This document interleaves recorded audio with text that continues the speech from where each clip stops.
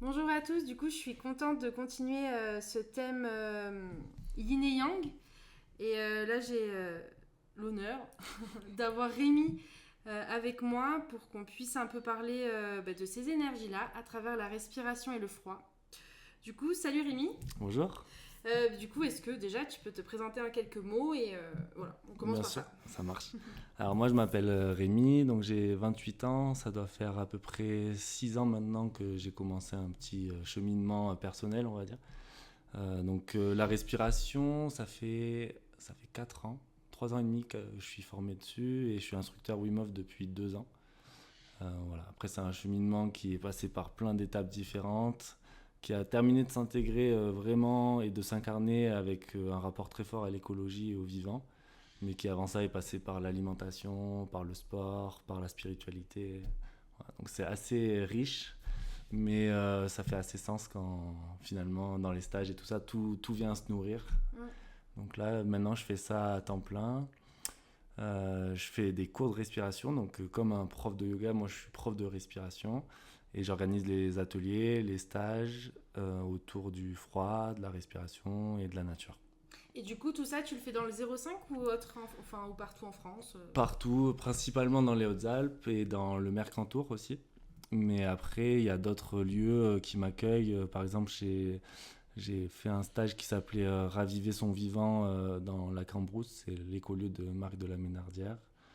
Voilà, donc ça peut être un peu partout, mais bon, le cadre quand même des montagnes Mm. se prête bien à ce que je fais, quoi. Oui, clairement. En plus le froid. C'est clair. Euh, Est-ce qu'il y a eu une prise de conscience à un moment donné dans ton parcours qui fait que tu t'es dirigé vraiment vers ces parties holistiques-là? Bah, je pense que déjà j'ai eu de la chance de vivre dans les Hautes-Alpes et de grandir ici. Donc j'ai toujours eu un petit peu ce rapport et cette sensibilité-là. Et je pense que vraiment, finalement, la grosse prise de conscience que j'ai eue, c'est plutôt de par le système que je l'ai eu. Pas forcément de par la nature ou l'environnement, parce qu'en fait j'ai baigné dedans direct, donc pour moi c'était déjà là. Mais c'est vraiment quand je suis arrivé en école de commerce, la première année, les 3 premiers mois, il y avait un côté très cool parce que tu rencontres plein de gens, voilà, tu fais plein de fêtes et tout. Mais en fait, au bout de 2 mois, 2 mois et demi, scroller sur Facebook dans un amphi, j'en pouvais plus, quoi. Donc j'ai perdu tout sens. Mm. Et c'est là où je me suis dit, en fait, non, non, mais là, ça va pas, quoi. Mm. Et c'est de par cette prise de conscience du système, un petit peu de comment ça fonctionnait, que là j'ai changé et j'ai mis en place ce que j'avais déjà un petit peu à l'intérieur, en gros. Ok, ouais. Donc il y a eu quand même un choc, quoi. Ouais, il y a eu un déclic Un par déclic. rapport à ça, c'est clair. Après, ça s'est affiné au fur et à mesure avec d'abord, ben voilà, j'ai creusé plusieurs aspects. La spiritualité, j'ai beaucoup travaillé avec des chamans. L'alimentation, je me suis formé en physiologie, en hygiénisme.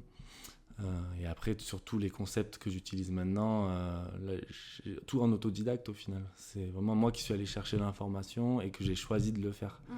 Alors que dans mon parcours scolaire, j'avais souvent suivi un petit peu la voie tracée parce que voilà, j'avais des bonnes notes. Mm, mm. Voilà. Donc c'est plus ça qui m'a impacté pour mettre le pied à l'étrier d'ouverture de conscience qu'autre chose. Ok. Bon, ben on va partir directement sur le thème par rapport au yin et yang. Est-ce que Mhm. déjà, première question, ce sont des énergies qui te sont familières? Oui, oui, bah de toute façon, je suis convaincu qu'on est tous composés des deux et que de toute façon, c'est l'alchimie des deux qui fait qu'il y a un bel équilibre. Euh, Après, c'est vrai que moi, j'ai des activités qui peuvent paraître très yang sur le papier, surtout quand on connaît juste de par quelques images ou quelques vidéos, par exemple la méthode Wim Hof. Mm. En fait, on a juste l'impression qu'on est en maillot en train de courir et de se jeter dans les mains glacées. Mais de par mon approche et de qui je suis, je pense que j'apporte quand même beaucoup de yin et une autre sensibilité à cette approche-là. Parce que voilà, la méthode Wim Hof, ça peut être très perçu et pratiqué de façon un peu virile, un peu masculinité Mm. forte, mal alpha. Mm. Et moi, j'ai pas du tout cette approche-là parce que c'est pas qui je suis. Donc, dans mes stages, je pense qu'on retrouve cet équilibre, en tout cas, ce que j'essaie de créer le plus possible, entre une approche qui est yang, qui va venir te challenger, qui va venir tous ces mots un peu qu'on dit de dépassement, dépassement de soi, challenge, etc. Et d'un autre côté, il y a une connexion très forte avec son intériorité, juste de capter le micro-mouvement de confort dans ton système qui permet de te connecter au vivant qui est en toi et hop, d'ouvrir les yeux et de voir le vivant qui est autour de toi.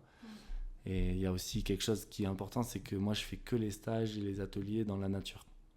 Donc voilà, je fais pas du tout de bain glacé dans des petites baignoires avec des glaçons, etc. De par déjà le côté écologique et le côté énergétique. En fait, l'eau, c'est aussi... on en parle très peu au final dans les bains glacés et tout, mais le pouvoir de l'eau, donc plutôt yin, est hyper important. Oui, c'est et vrai. Il vient vraiment... Pardon, vas-y. Non, c'était ça. Oui, l'eau et yin, j'avais juste de me faire la réflexion. Et du coup, ça vient vraiment travailler le nettoyage, en fait. Et moi, j'ai une approche qui se rapproche plus du yoga Tummo, donc le yoga tibétain, le yoga du froid, que vraiment de la méthode Wim Hof à l'américaine, un petit peu. J'exagère exprès, mais voilà. Donc cet équilibre-là, on le retrouve vraiment dans les pratiques, comme dans la respi. Quand on fait 1 heure de pranayama, il y a des exercices qui peuvent paraître très yang, même Kapalabhati ou ce genre de choses où on vient vraiment travailler l'énergie. Et après, d'un coup, il y a des rétentions où là, on est calme, où on est détendu, où on vient rééquilibrer tout le système nerveux. Je pense que l'énergie yang et yin, cette énergie un petit peu...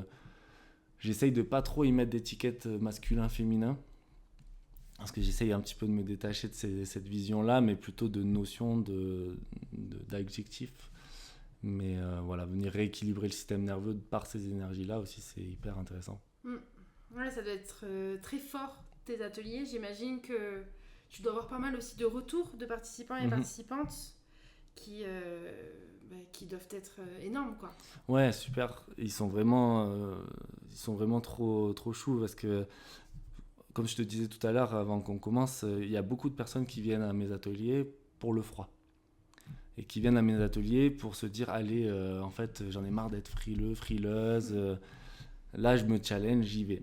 Et en fait, quand ils arrivent dans le stage, ils se rendent compte que c'est beaucoup plus grand que ça et que c'est une approche beaucoup plus profonde. C'est pas juste... Parce qu'en fait, demain, si je te dis, jette-toi dans le lac, il suffit que tu aies un peu de mental et de motivation et tu le fais.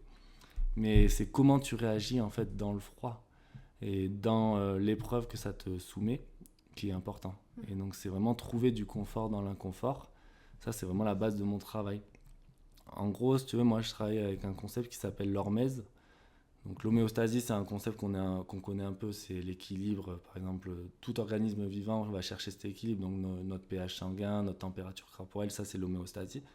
Et l'hormèse, c'est vraiment un petit peu ces ailes de l'extrême autour de l'homéostasie, où on va chercher une limite qui est légèrement en dessous de sa capacité maximale pour se renforcer en donnant le temps de repos nécessaire aussi au système. Et donc moi je travaille beaucoup là-dedans, mais pour arriver à là, il faut aussi avoir touché du doigt juste le confort dans cet inconfort et le moment où en fait hop, il y a le petit déclic de ok, en fait là j'ai le système qui est complètement en branle, mais à l'intérieur je suis aligné et c'est ok. Et une fois qu'on a touché ça, on peut sortir du bain froid en fait, il n'y a pas besoin de faire des chronos de 20 minutes ou un quart d'heure. Ah ouais, c'est vraiment avoir ce déclic-là. Ouais, c'est impressionnant quand même. C'est ça. Et sur la respi, c'est pareil parce que, en fait le bain froid, on a le déclic. En fait, le froid, c'est Wim qui dit ça. Il dit il est sans merci, mais il est toujours juste. Et c'est un vrai miroir en fait de comment on est. Moi, il y a des jours où je peux rester 10 minutes dans de l'eau à 0 degré. Et il y a des jours, en fait, je suis stressé, j'ai mal dormi et je suis anxieux. En fait, au bout d'1 minute dans de l'eau à 10 degrés, ça va être compliqué. Mais dès que j'ai touché du doigt un petit peu cette étincelle de confort, de connexion, pour moi, le job, il est fait. Okay. Et la respi, c'est un petit peu pareil, en fait. On vient vraiment rééquilibrer ce côté yin et yang. Donc la respiration Wim Hof, pour celles et ceux qui ne connaissent pas, c'est une hyperventilation contrôlée. Donc on n'est pas sur de la respiration holotropique où on va perdre le contrôle. Enfin, on ne cherche pas la transe, mais on est quand même sur de l'hyperventilation contrôlée. Et de cette hyperventilation contrôlée, on arrive sur une rétention poumon vide qui, elle, est un lâcher-prise total. Il faut savoir que quand on fait les respis, c'est vraiment intense, quoi. Et en fait, chaque respiration te demande un effort. C'est comme si tu étais en train de faire une pompe et que tu dois repartir sur une pompe. Donc c'est cool, mais au bout d'un moment, ça fatigue. Et la récompense, c'est, en fait, rétention poumon vide. Et vu qu'on a hyperventilé, on est capable de tenir 2 minutes, 2 minutes 30, 3 minutes en rétention, avec plein d'effets dans le corps, parce qu'on a rééquilibré le système nerveux, on a changé la chimie du sang, en fait, avec le pH. Enfin, il y a plein de choses qui se passent. Donc on utilise une énergie yang où on va pousser le système comme dans le froid. Et une fois qu'on a poussé le système légèrement un peu à la limite, on arrête et on replonge fortement dans l'yin. Donc c'est un peu comme si on allait dans le sympathique à fond pour retourner dans le parasympathique. On peut comparer un peu le yang avec le sympathique et le yin avec le parasympathique. Ouais, c'est rigolo, ouais. Donc voilà, ça c'est vraiment hyper fort et je pense que c'est ce qui plaît le plus aux gens. Cette capacité à vivre cette expérience et surtout à se connecter à autre chose. Ouais, et être bien. Et à retrouver un bien-être en fait. Ah mais carrément. Ouais. Après les respis, les gens ils sont complètement stun. Ouais. Nous on a un petit indice, un petit moyen mnémotechnique pour quand on sort du froid, on dit qu'on a pris notre dose. Parce que c'est vraiment ça. Moi j'ai des gens qui sortent du froid, ils sont là, ils hurlent, ils sont en euphorie, ils disent... ils sont à moitié drogués, entre guillemets. Oui, mais clairement. Parce qu'on prend beaucoup de dopamine, ocytocine, sérotonine, endorphine principalement. Après, il y a l'adrénaline, la noradrénaline et tout ça. Mais la dose, on va dire que c'est ça. Donc, c'est plein d'hormones en lien avec la joie, le bonheur, qui sont très intenses. Donc, il y a beaucoup de gens aussi, enfin beaucoup. Il y a quelques personnes qui pourraient dire, ouais, tu fais la méthode Wim Hof, donc tu vas fatiguer ton petit système, tu vas puiser dans tes surrénales, parce qu'on vient créer de la cortisol, etc. Mais en fait, il faut savoir que c'est ça, en fait, c'est l'hormèse. C'est comme quand tu prends ton haltère, si ton haltère elle est trop lourde, tu vas te déchirer le biceps. Mais si elle est au juste poids, en fait, le lendemain, en t'ayant bien reposé, ça va gonfler ton biceps. Là, c'est pareil, on met le petit choc au système en lui offrant après un temps un peu plus calme, et c'est ça qui va venir le renforcer. Et donc dans les études scientifiques, ils ont montré qu'effectivement pendant la respi et tout ça, on avait un pic de cortisol, d'adrénaline, de noradrénaline et tout ça. Et en fait, tout le reste de la journée, pendant 6 à 8 heures, ça infuse et ça se diffuse et à des taux plus bas que la moyenne. Ah ouais, c'est ouf. Ouais, donc ça vient vraiment rééquilibrer le système. Et donc c'est ça aussi, je m'éloigne un petit peu du sujet, mais... Non, mais c'est hyper intéressant. En gros, c'est mettre son corps et son esprit dans un stress hormétique. Donc un stress hormétique, c'est un stress, comme je te disais, qui est légèrement en dessous de ta capacité maximale, mais que tu choisis de vivre pleinement, pour apporter des schémas de réponse positifs. Et après, quand dans la vie de tous les jours, tu reçois un mail un peu foireux, quand tu es stressé, quand tu as une montée d'anxiété, en fait, c'est comme si tu étais dans le froid. C'est répondre à cette montée d'anxiété et ce stress par la réponse positive, et le côté ok, c'est ok, à l'intérieur ça va. J'ai capté l'information du stress, je me fais pas submerger, je gère. Et voilà. Donc, en fait, c'est comprendre ses émotions en fait. Il y a de ça, ouais, il y a de ça, parce que quand tu rentres dans le froid, en fait, c'est de la survie, clairement. C'est vraiment se mettre face à de la survie, et on vit dans un monde hyper aseptisé. Par exemple, le froid, tu vois, le soir tu te couches, tu es sous la couette, le matin tu te lèves, tu es à la maison, après tu montes dans la voiture, tu la chauffes, tu arrives au bureau, tu la chauffes, tu rentres à la maison par la voiture, tu es tout le temps dans le confort. Ouais, c'est clair. Et là, du coup, le confort, c'est pas un terreau propice pour gérer ses émotions, gérer son système, et même, en fait, ça nous tue le confort, hein, clairement. Depuis des années. En fait, le système est fait pour chercher le confort, mais vu qu'on l'a tout le temps en permanence, ça nous tue à petit feu. Et là, on vient se connecter avec nos émotions, parce que du coup, on sort complètement du système. Quand tu plonges dans d'une eau à 4 degrés, ton système il est complètement à la ramasse. Il ne sait pas ce qui se passe. Oui. Ouais, il panique totale. Et du coup, c'est savoir aussi gérer cette panique et apprendre à son système à la gérer, qui fait que dans la vie de tous les jours, après, on est beaucoup plus serein, beaucoup plus sereine. Et une autre question du coup qui me vient, est-ce que tu procèdes de la même manière avec les femmes qu'avec les hommes ? Ouais, principalement. Après, il faut juste savoir que, je ne suis pas le mieux placé en tant qu'homme pour en parler, mais alors, les femmes, en fonction de votre cycle, il y a des rapports différents au froid. Voilà, donc il y a ça qui est à prendre en compte. Il y a aussi tout le côté de grossesse, hormonal. Hormonal, où on ne peut plus faire certaines respirations, et tout ça. Donc ça, je fais attention à ça, mais sinon, vraiment, je pratique de la même façon, que ce soit un homme ou une femme, avec la même approche. Ok. Ouais, parce que c'est une question moi que je me posais aussi, justement par rapport aux règles et tout. Est-ce que le froid, parce qu'on est beaucoup plus sensible, j'ai l'impression, Du coup, c'est pour ça que je voulais savoir si effectivement si tu procédais de la même manière entre les deux, quoi. J'ai eu pas mal de personnes, de femmes qui m'ont demandé, oui, le stage il tombe pendant mes périodes, comment je fais, est-ce que je peux, est-ce que c'est compliqué, des femmes qui ont l'endométriose par exemple. Et donc je fais pas du tout une généralité parce que j'ai clairement pas eu assez de cas, mais j'ai quand même eu une bonne quinzaine de personnes dans ce cas-là. Et à chaque fois, j'ai eu des retours plutôt positifs. Ok. Ouais. De par en fait, ce que ça crée dans ton corps en tant qu'hormone, donc qui vient faire du bien, la réduction considérable de l'inflammation avec la respi et le froid. Et je pense que tout ça, ça y joue du coup. Mais voilà, après, je fais pas du tout une généralité, il faut s'écouter. Oui. C'est le Chaque principal cas en reste fait. différent aussi. Aussi, Ok. ouais. Et vraiment, c'est dans l'écoute. Si un jour. Moi, je suis pas du tout un acharné du froid, ou même de la respiration, parce que la respiration Wim Hof, c'est quand même intense. Donc, il faut savoir s'écouter, savoir de ce dont on a besoin et avoir plusieurs outils, notamment la respiration fonctionnelle, dont je parlais tout à l'heure un peu avant qu'on commence. C'est vraiment un axe de. Là, on est moins sur des énergies yin-yang, sur un rééquilibrage, etc. Mais c'est plus sur comment ma respiration dans la vie de tous les jours me permet d'être en bonne santé. Donc la respiration Wim Hof, les bains froids, c'est super sur cette thématique-là de rééquilibrage.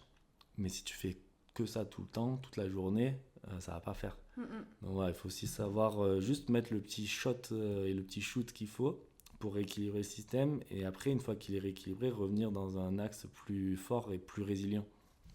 Ok. Bon, bah, je vais essayer de poser une question. Alors, est-ce que, en tant que personne, se connecter donc au froid, donc on va plus aller chercher le yang, et après à la respiration au yin, est-ce que ça peut changer quelqu'un? Oui, complètement. Moi, personnellement, de par mes élèves, de par les gens que j'ai en stage, je vois vraiment la différence entre les gens qui ont accroché à la méthode et à ma façon de faire aussi, et qui ont évolué dans ce sens-là. Ça n'a rien à voir avec avant et après. J'ai des élèves qui viennent toutes les semaines à mes cours de respi. Ça leur a changé leur quotidien, vraiment. J'ai des retours hyper riches, c'est très émouvant. Et aussi dans les instructeurs Wim Hof, il faut savoir qu'il y a beaucoup d'instructeurs qui ont décidé de devenir instructeurs ou instructrices parce que la méthode Wim Hof a un peu sauvé leur vie. Des gens qui ont des problèmes d'addiction, problèmes avec la drogue, maladies auto-immunes. Un des gars qui m'a formé, avec qui je m'entendais bien, il a Lyme. Et il est arrivé au premier stage Wim Hof avec Wim, il arrivait à peine à marcher. Et là, ça fait 5 ans ou 6 ans maintenant qu'il est instructeur. Et quand tu le vois, tu te rends pas du tout compte qu'il est malade. Après, forcément, il a des phases où ça va un peu moins bien. Mais oui, je pense que c'est vraiment des outils, notamment moi je suis plus team respiration que froid à choisir entre guillemets, même si les deux sont ultra complémentaires. Mais je trouve qu'il y a vraiment un outil là qui est hyper important parce qu'en fait c'est accessible, c'est disponible tout le temps, c'est vital et ça a un impact considérable sur le système. Le froid, c'est vrai que si tu habites à Poitiers au mois d'août, c'est compliqué de faire des bains froids sauf si tu commandes des kilos de glaçons. La respi, en fait, c'est là, tu es en réunion, tu es un peu stressé, tu fais une cohérence cardiaque, personne ne le voit, tu es dans le métro, tu peux faire tes exercices, tu marches, tu promènes ton chien, tu peux faire tes exercices. Et donc, en fait, mis bout à bout, la conscientisation de la respiration, ça peut vraiment te changer ton quotidien et ta vie, du coup, et même ton ouverture. Ok. Est-ce que, pourquoi, du coup, on dit que la respiration, c'est un côté yin? Qu'est-ce qui... Alors, ça les deux en fait, c'est vraiment, ça dépend ce que tu fais. Si là je te fais hyperventiler pendant 20 minutes, ce sera plutôt yang. Mais c'est vrai que souvent on a cette image de la respiration un petit peu en mode cliché d'une femme en tailleur en train de respirer et de méditer. Mais c'est assez actif en fait la respiration. Les rétentions sont des phases yin aussi, les rétentions poumons vides, etc. Malgré l'inconfort que ça peut créer. Moi, je travaille beaucoup en rétention poumon vide pour rééquilibrer les systèmes respiratoires, justement. Et en fait, c'est pire que le froid pour certaines personnes. Parce que, en fait, si je te dis de tenir 1 minute en rétention poumon vide, selon ton niveau, ça va être calvaire. Ouais. Donc il y a vraiment ces deux côtés. Et ça, je pense que c'est important aussi de le reconnaître, c'est qu'en fait, dans chaque chose un petit peu du développement personnel ou voilà, tous ces exercices de conscience ou corporels, même le crossfit, on en parlait tout à l'heure, je pense qu'on peut trouver les deux aspects. Et c'est savoir quel aspect mettre au bon moment en fonction de ce qu'on a besoin. Par exemple, une cohérence cardiaque, pour la plupart des gens, si on fait un sondage là tout de suite, 99% des gens vont dire c'est yin.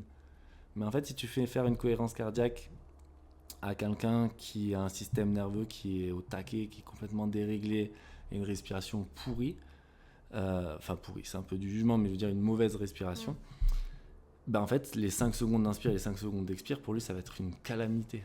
Ça va être une catastrophe. Et donc, en fait, une respiration qui est dite yin, qui est censée t'apaiser, lui, ça va lui activer complètement son sympathique.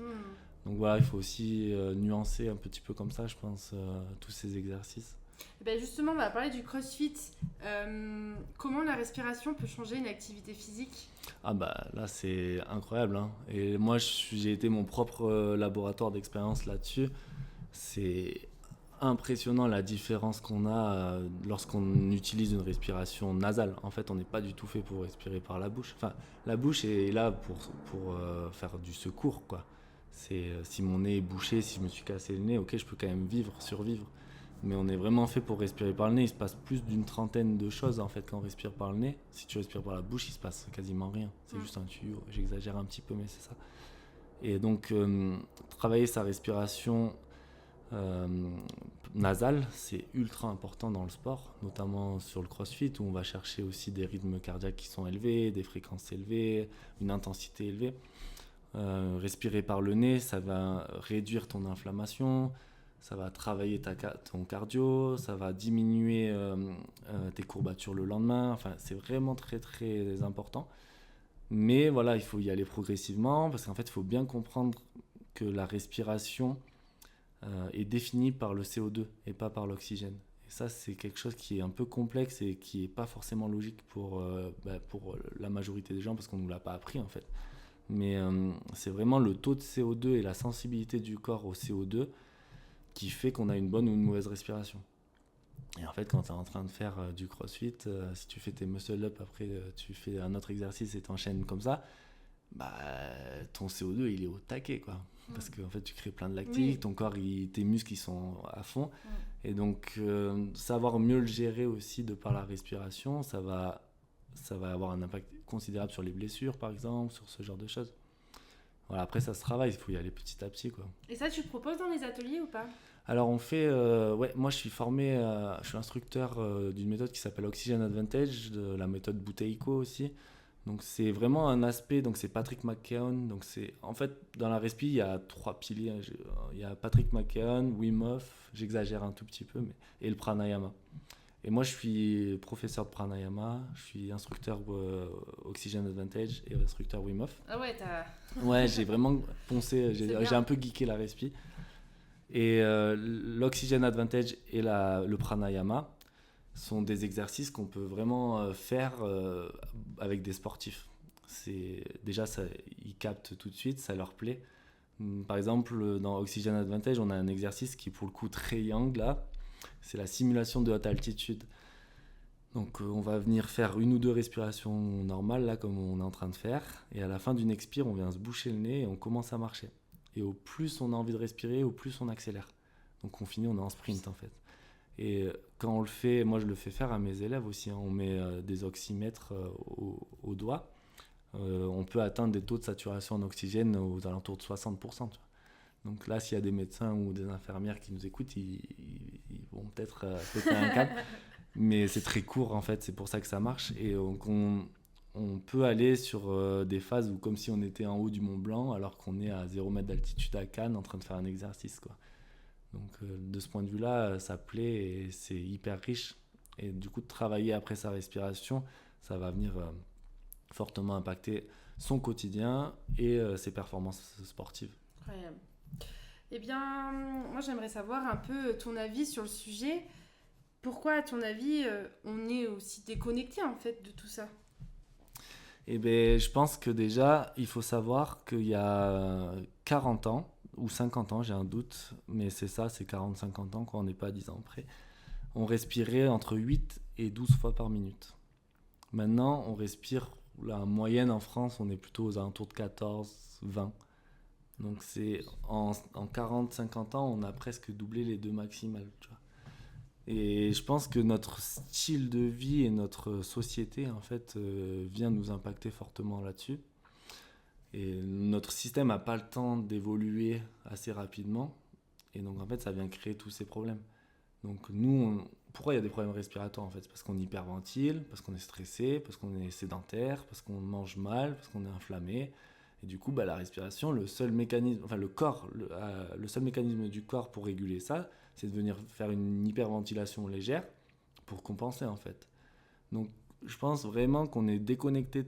Enfin, on n'est pas si déconnecté de tout ça au final, c'est juste que notre système s'adapte de la façon qu'il peut, même si c'est bancal, à ce que la société nous propose. Et vraiment, je crois que prendre un pas de recul là-dessus et se reconnecter d'une autre façon à, par exemple, la respiration ou l'exposition aux éléments, parce qu'en fait, le froid, ça, c'est s'exposer aux éléments. Ça vient nous reconnecter à une forme plus intime de vivant. Et moi, c'est vraiment ce qui m'anime le plus dans tout ça. C'est vraiment la capacité que quelqu'un peut avoir à venir à un stage, s'offrir ce moment, déjà se déconnecter. Moi, pendant les stages, on pose le téléphone, on est dans la nature, on mange bien, on mange bio, on mange de saison, on mange léger, mais à la fois c'est consistant. À venir ressentir le vivant à l'intérieur de soi, s'y connecter, en prendre soin tout en le challengeant un peu, pour après, derrière le vivant autour de nous, mieux le regarder et mieux en prendre soin. Et ça change. C'est ça. Donc, moi, je pense que c'est le plus important. C'est Pablo Servigne aussi qui dit ça. Il dit, lui, il est chilien ou péruvien. Non, il est chilien, je crois, d'origine. Et je sais plus exactement, peut-être je dis une bêtise, mais en gros, il dit qu'on est dénombrilé. C'est dans sa culture, il dit ça. On est dénombrilé de la terre-mère. Et je trouve que cette vision-là, elle est assez intéressante parce que c'est pas comme si on était très loin. C'est juste il y a une connexion qui manque un peu. Et du coup, on est un peu perdu. Et je pense aussi que tout ce qu'on fait dans le développement perso, qui est un terme que j'ai de plus en plus de mal, voilà, mais bon, il a apporté plein de choses. Et voilà, maintenant, comme le vivant, en fait. Le mot vivant est en train de devenir galvaudé. Donc, il faut sans cesse qu'on se réinvente. Oui. Pour permettre d'avoir cette intégrité maximale, mais à la fois, si tout le monde cherche à aller dans cette direction-là, et même si ça devient un peu tout public et que parfois il y a des dérives, je pense que c'est quand même une quête de quelque chose qu'on a perdu, mais qu'on avait avant. Donc j'ai vraiment cette vision-là, moi. Je trouve que le fait d'être dénombrilé, ça me parle assez bien, quoi. Et tu penses qu'il y a un changement en ce moment à ce niveau-là ? Moi, je crois qu'il y a un changement, mais il est pas forcément hyper collectif.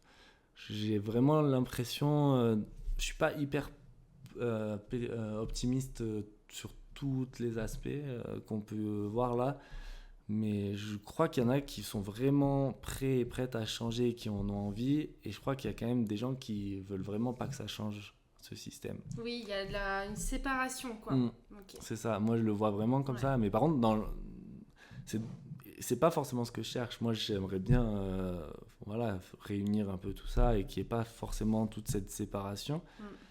Mais je crois quand même qu'il y a un peu de ça.